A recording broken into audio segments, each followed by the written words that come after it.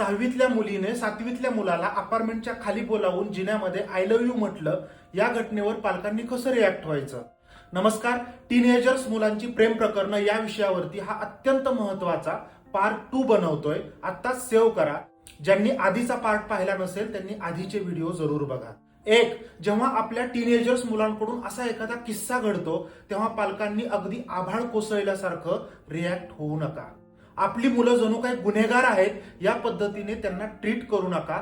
रागाऐवजी प्रेमानं संवाद साधण्याचा प्रयत्न करा. 2, याला प्रेम असं नाव देऊ नका. मुलं जे काही अनुभवत आहेत त्याला प्रेम प्रकरण असं लेबल चुकूनही लावू नका. ही सगळी ठराविक वयातील शारीरिक भावनिक ओढ आहे, हे लेकरांना सोप्या पद्धतीनं समजावून सांगा. 3, चौकशी थांबवा, समजून घ्या. हे सगळं काय चाललंय तुझं, काय नाटकं आहेत? याऐवजी बाळा तुझ्या मनात काय चालू आहे सध्या, चल आपण यावर गप्पा मारू, बोलूयात, ही भाषा वापरणं जास्त बेटर. 4, मोबाईल वापरावर नियम लावा, बंदी नाही. असा काही किस्सा घडला की मोबाईलला हात लावला तर याद राख असं म्हणून आपल्या लेकरांना गुन्हेगारासारखं वागणूक देणं जास्त चुकीचं असतं. आपल्याकडून काहीतरी खूप महत्वाचं हिसकावून घेतलं जातंय अशी लेकरांच्या मनात भावना वाढीला लागते. म्हणून मोबाईल किती वापरायचा, कशासाठी वापरायचा, कोणत्या वेळेत वापरायचा हे नियम मुलांना ठरवून सांगा.